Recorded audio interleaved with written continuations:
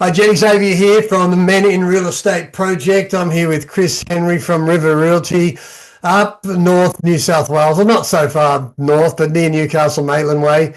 And we're going to have a chat about all things being a bloke, being a man, and how we can make better men and create better lives and better businesses. Chris, how are you, buddy? Very well, mate. Very well. It's good to be here and be able to contribute to such an important topic. So looking forward to it. Let's get into it. Now you're well known around the traps for your business and your leadership. But for those that haven't heard of you, just a quick snapshot of how you got into real estate, where you're at these days, and what your operation sort of looks like. Yeah, so I've been in real estate for around 22 years. It was originally a family business. Mum had the office and I was in construction. I came across to give her a hand 20 odd years ago when my stepfather was diagnosed with cancer. And so I came across to help the family. Didn't think I'd like it as much as what I did at the time. It was a big conversion coming from construction across to real estate. But it was a challenge and an enjoyable one. So now we've got mum retired in 2017, and I bought the business with my partner, Dee Martin, and we've got 32 staff here. We've had bigger business at some stage, and we might even touch on that.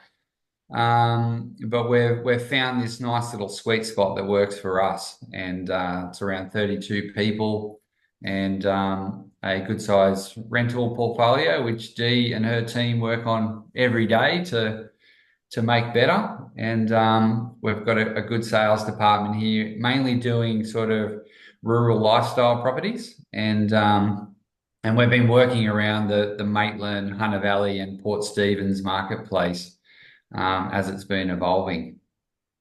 It's great stuff. And how's the market for you at this point in time at the moment? I've got a little bit of wind in the sails, which is good. We've sort of been tacking a lot over the last couple of years against the market. So, but this year, it's towards the back end of this year, we've seen the breeze turn, and hopefully that'll start showing some real results for our owners. Because it's not just the real estate agents that struggle when the market's not doing well. It's most of the clients not getting wonderful results. They get results, but they don't get amazing results like you see when you've got a bit of wind in the sails. Yeah. So let's get stuck into the discussion around, being a man in real estate. What's that like for you? What does that mean? Yeah, I looked at that point that you've raised. We spoke off camera about some of these questions, and it took a little bit of thinking to sort of get to the bottom of it. And I guess if I was to shape it up and look at it in three words, it would be human, would be one, Mm. resilience, and transformative. Yeah, right. I think it's taken a lot to get to that, to those three words. In I think at the end of the day, we're all humans in a human-driven industry, Mm. and there's a lot of challenges that come with that, and there's a lot of expectations on males, in particular. Yep. And I think the only way to work through it is complete transformation from where you start as you're evolving in an industry and evolving as a man. I think we go through different seasons, and it's very transformative. So tell us a little bit more about that expectation. Well, I think expectation wise, there's a lot of weight being carried by a lot of males. Yep. You're seen as the provider. I think you're seen as the person that needs to hold it all together, and as the person who creates the environment of safety and security and creates the opportunities that come towards yourself and your family. And I think that there's a quiet weight being held with that expectation. And sometimes we create the expectation beyond our needs or beyond our capabilities at that point in time. So your expectations are always way ahead of where your capabilities are, and I think it's how we actually stomach the gap. Why do you think we have that, or we feel the need that we have to carry the weight? And what is that weight? Yeah, I think it's a great question. I think there's a lot of influences, whether it's from the generation that we were raised or the environment that's being curated. There's a lot of media around that. There's a lot of social media influence on it. There's a lot of group influence or cultural influence on those particular reasons. And then there's the expectation we have on ourselves as Mm. men, as providers, as leaders, and I think that a lot of it, unfortunately, is self-driven. Mm. What's been your experience with carrying that weight? At times, whilst I've been going through transformation, at times I've hit breaking point. Mm. At other times, I've felt like I'm fully in control. And as I've been going through seasons in my career or seasons in my life, it's been different. At various phases of my career in real estate, I think it's changed. There's been some major hurdles that I've had to work my way through, and you've been a huge contributor to assisting me in doing that. But I think that we think differently. In my 20s, there was a lot of testosterone seemed to be flowing through the veins. So I guess I wasn't aware of a lot of things in my peripherals in my 20s. In my 30s, I was married and really going through a different level of expectation whilst having children. I've had three beautiful children, and I think you carry a weight of being responsible for raising them and Mm. providing a wonderful environment. And we build this expectation of that environment.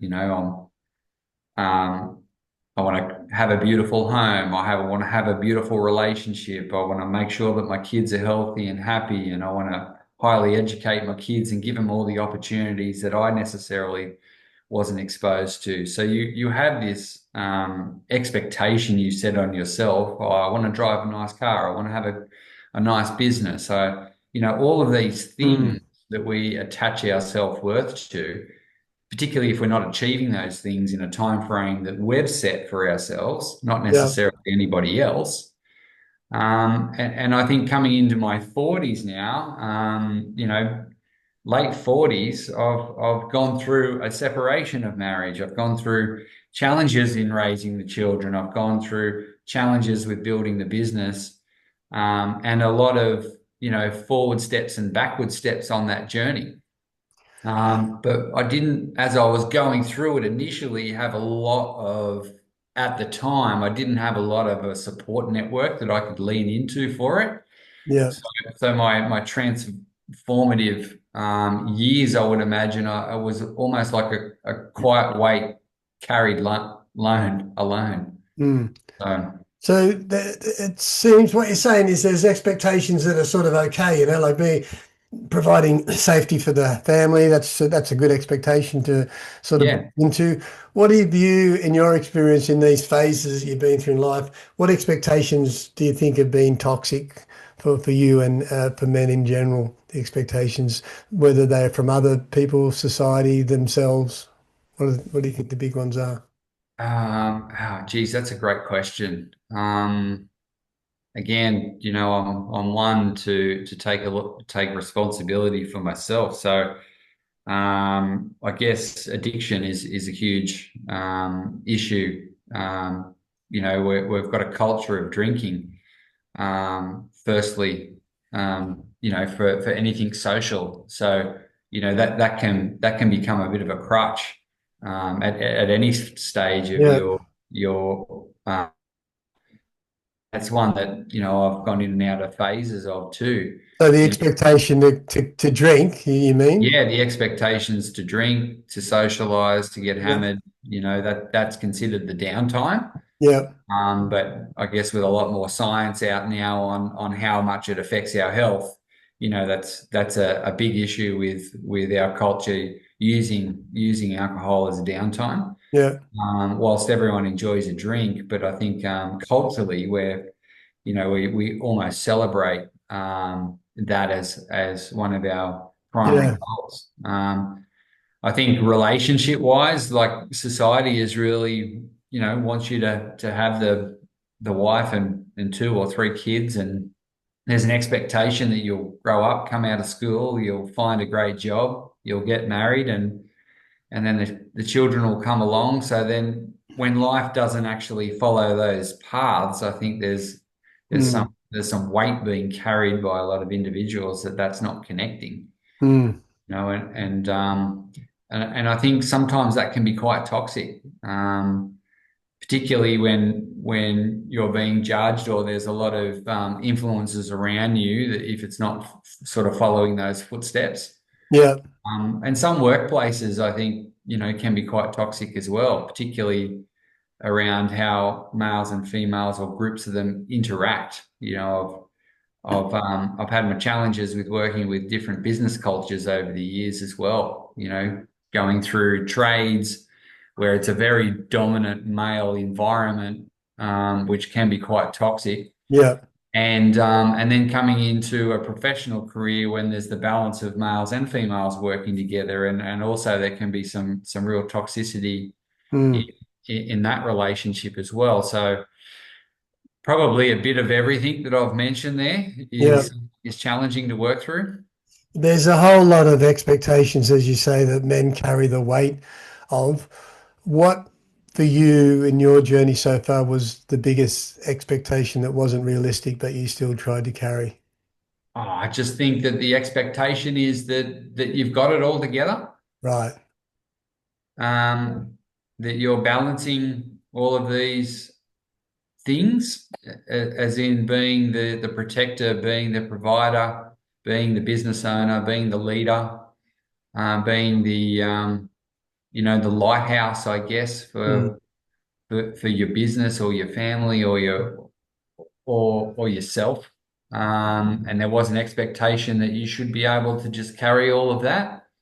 Yeah. Um, and I guess you find a way of building a wall, and probably some things that have surfaced for me over the last couple of years is giving myself permission to ask for help, Yeah. giving myself permission to realize that it is unrealistic to work through all of that quiet weight without assistance. Mm.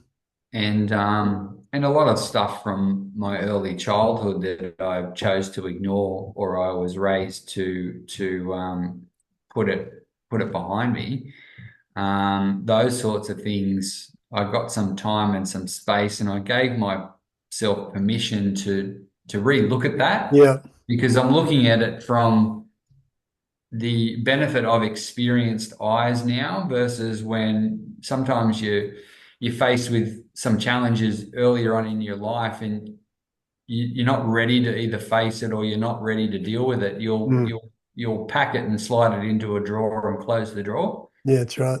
But you know that in the back of your mind, you know that it's in the drawer, Mm.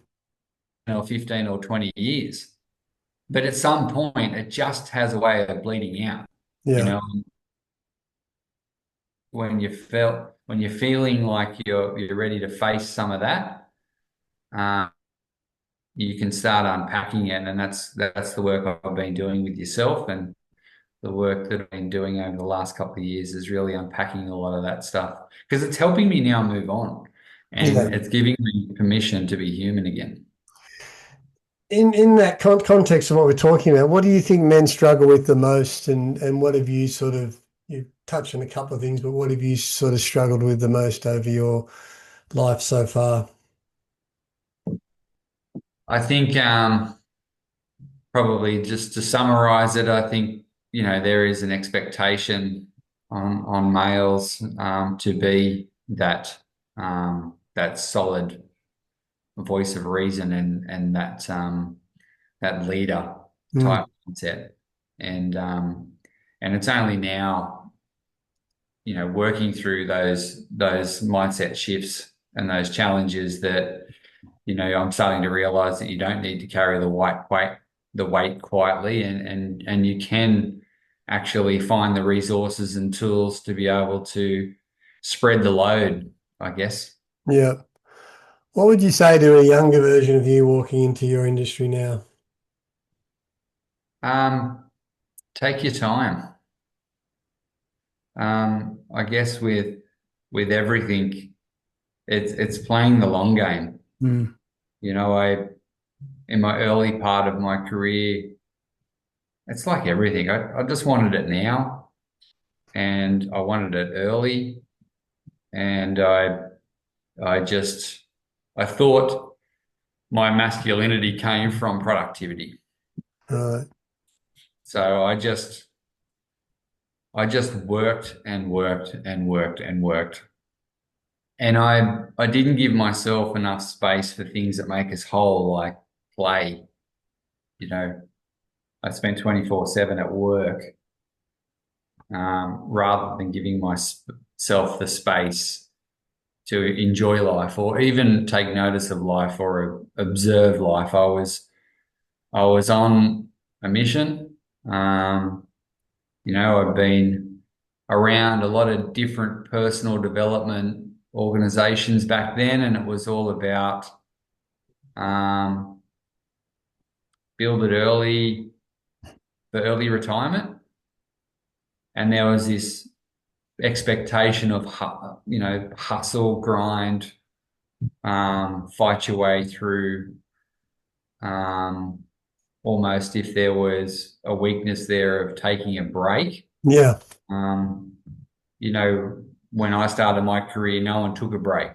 It was celebrated to work 24/7. It was not like if someone time out for themselves, there was a culture issue around that. It was basically perceived as either a weakness, um, and so we didn't we Mm. didn't take time out. We didn't spend time doing that. It was just head down, tail up. Every time you achieved a goal, you set a new goal, and it was all work related. It was all related to more sales, more deals, bigger GCI, $1 million agent, and I fell for all of that stuff, hook, line, and sinker. Yeah. I used to listen to all of the hustle grind podcasts, and I'd be self-reflecting on how I was performing versus what I was listening to. And there was a huge gap. There seemed to be so many people doing so much better than me. And so I just used to turn the treadmill up harder and harder and harder. And I did that to myself. It wasn't the industry that did that to me. It was me making decisions that based on what I was leaning into from a content point of view.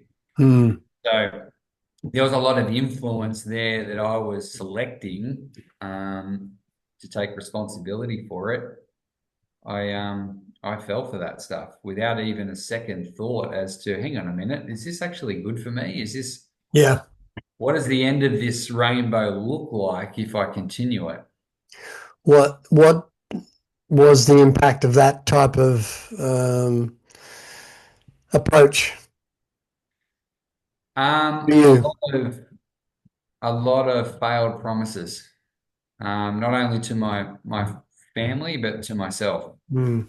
Because I would set a goal, and I'd say to my wife, when we get here, we'll have a break. Or when we get here, we'll do that thing. Or when we get here, we'll do that thing. And what was happening is I was getting to that place that originally was a goal to get to, but because I'd created all of these other expectations and issues around me, it still wouldn't be enough to meet the criteria of what I felt I needed, Mm. because I'd either bought more property managements, or I'd either opened another office, or I'd either recruited more people. In between me setting the goal and achieving it, I needed more resources consistently. Yeah. And so what ended up happening, I guess, from a family's point of view, is we're getting to these milestones, but we're not actually stopping to shoulder and celebrate the work and effort that went into those milestones, and giving some sort of reward to the family or myself for, staying the course or supporting me in all of that. Yeah. And what I started to see was a real disconnection in not only just in us as a partnership, but in intimacy and all those sorts of things. Yeah. It create, you need to see each other for intimacy to be. You need to, I guess, time communicating on your feelings, and I wasn't able to do that. I had that locked up in a vault. I was with my wife how I communicating with anyone around me about the weight that I was carrying, because that was my burden to carry. And the way I saw things is that, my wife had her own challenges raising the children, basically as a single mum Mm. home, because I would leave in the morning at 7 o'clock. I'd drop the kids off to school, and I wouldn't walk in the door till 9 o'clock, 10 o'clock most nights. And you do that 6 days a week, and then have an expectation that you've got one day, which is Sunday, to spend as a family, but you're just trying to pull yourself together. Like Yeah. you're actually not there mentally. Yeah. Often I'd be sitting on the lounge or sitting at the dinner table, and I'd hear my wife say, "Chris, one of the kids was talking to me, but I wasn't there present. My brain was off in a million other things that I needed to get done for all of the clients, for all of the customers, for all of the people in my surrounding ecosystem. But I found it really difficult to be present." Mm. And, and I saw the impact of that. Um, and it's taken a completely different course correction to first take responsibility for it, because initially that was tough. That was a bitter pill to swallow. I think most males will say to you, "Yes, but I'm doing all of these things, and I'm providing all of this, and you should be grateful because I'm doing all of Yeah. these things, and want to point the finger outwards." But the reality is the finger needs to be pointed inwards. You know, I set that agenda. I had the ability to control it, and but I was hook, line, and sinker on the treadmill, Mm. and it took my world to fall apart before I recognized what was actually happening there. So what was that about? Well, there's a lot of things, as I said, that have been packed into the drawer that I didn't want to face or talk about. So Yeah. I had to bring those things to the surface. I had to deal with them. Mm. Um, my marriage fell apart.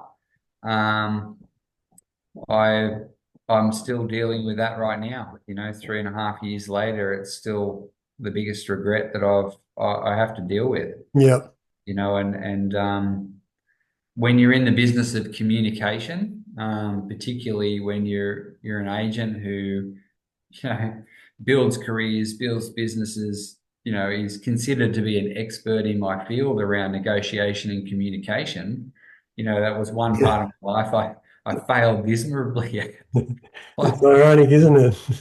I couldn't negotiate a communication that satisfied both of us as husband and wife, and unfortunately, we've had to move our relationship into a different phase now. So, but I hold the greatest respect and admiration for our wins as well as our failures, because there's a lot of lessons learned through those failures that are creating better humans out of us, whether we like it or not. You know, as painful as these periods have been, I can honestly say there's a few moments that I would change. Yeah. There's also I wouldn't have the benefit of these lessons Mm. now. What was the hardest part about the divorce for you? Not seeing the children. Mm. I think when you've grown up in a family environment and you feel as a man that you're doing everything for your family, you know, you're not permitted to make mistakes, you know, and again, you make a few mistakes and you are human. Um, but I've held myself, you know, highly accountable for those mistakes and that's been a hard one to sit with even you know, today. It never leaves your mind. Mm. You know, it's hard to push past that. You find a place to to keep it, but I don't think you fully heal from some of those experiences. It's a Yeah. quite, you know, quite weight that is carried differently over time. And I'm sure I mean, I've been divorced as well, and the context and the situation is obviously different person to person. But what's your sort of key learnings, I guess, or advice where you're at the moment for other men who are listening, going through a divorce or potentially looking at considering it? Yeah, I think had I had a lot of that time again, I would have opened up a lot sooner about how I was feeling and been able to put some coping mechanisms in place there. Onboarding at least some advisory, counseling a lot earlier, those sorts of things. I did all of those things, but it was too late.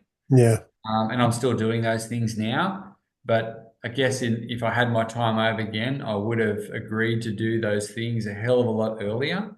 Um, because some of the amazing people that I've met through, you know, who are professionals in their given field, whether it's psychology or performance or people like yourself, Jet, that had I have reached out with these concerns taking place in my life a hell of a lot earlier than reaching out to you when it was too late, you know, I could have been able to Mm.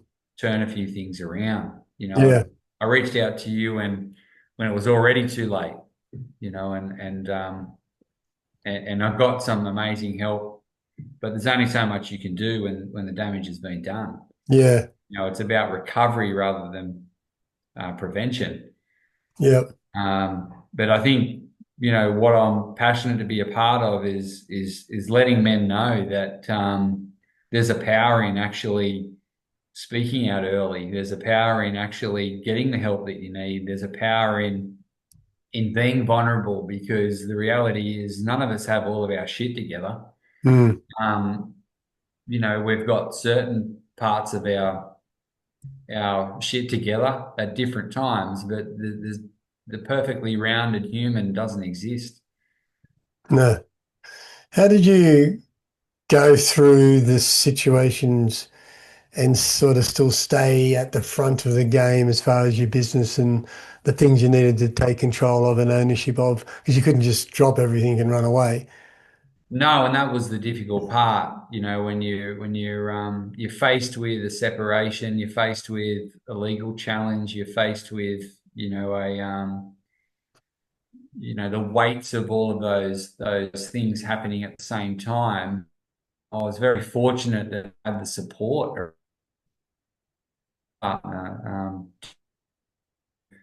a great leadership team that recognized what I was about to go through. You know, and I would say that to a lot of people that there are people in your support network, even though you may feel lonely, that are more than happy to step up when the time is needed. Mm. You know, and I was fortunate that I had people, and I do have people in my immediate circle, whether it's family, friends, business associates, that can help you carry that quiet weight, so long as you're open and honest and vulnerable with them. I made it through because I've had amazing support around me. I've had people like yourself and people like the Rise organization as well. That support is there if you go looking for it. Yeah. I think I shifted my needs. My needs were all about the clients that I'd made promises to and the commitments I'd made to my team members and staff. So, I just set my agenda that I was just going to turn up every day. Some days I did not feel like turning up. Like, Mm. let's be honest, some days I was that exhausted from my own emotions that I literally struggled to drag myself out of bed. But just by doing the reps consistently, Yeah.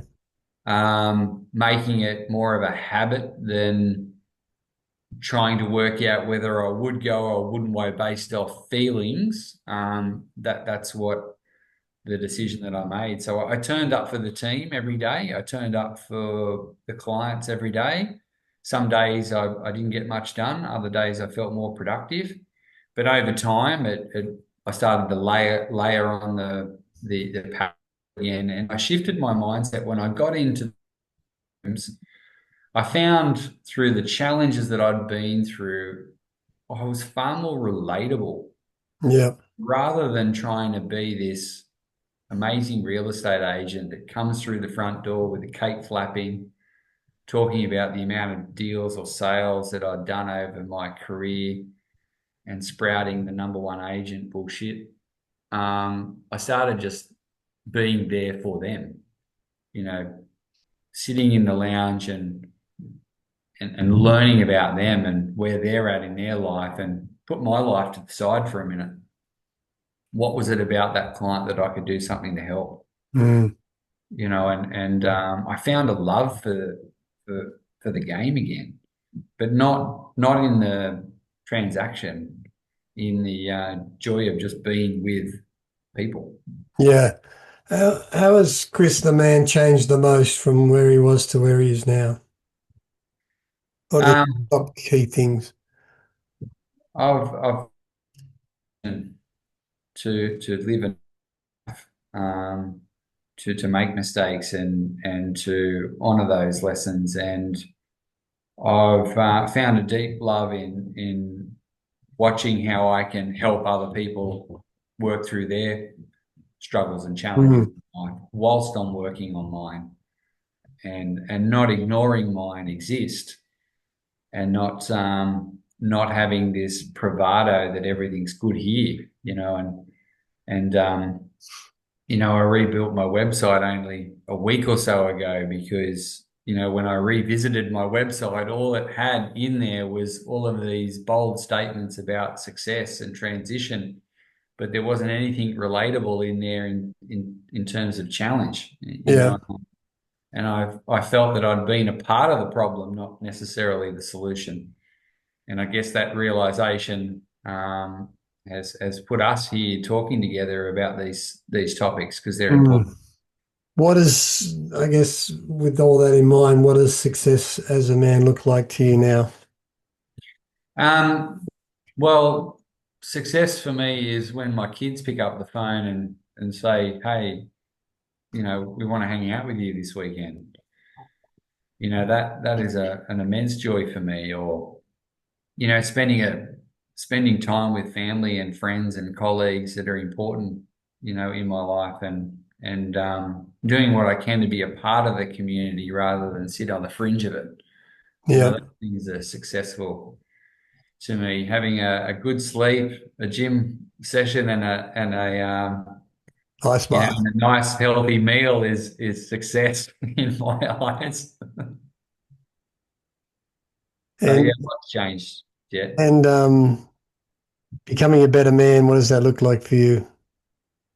I think it's continuing to just to live an honest life, do what you can, contribute, and and not be afraid to just be who you are. Yeah. I don't have to be a facade anymore. Um, I don't have to have this polished version of Chris Henry showing up every day. I can just be who I am, answer questions honestly, thoughtfully, and truthfully, and feel as though that's enough. Mm. You got the planet listening to every word that you say right now. All the men on the planet are listening to you right now. What's the one bit of wisdom you leave them with? Ah, you're human. Yeah. You are human. What's the backstory to that, or the background to that? I think I think I think we live a lot in the past, and I guess being present is more important to me now than it's ever been, Hmm.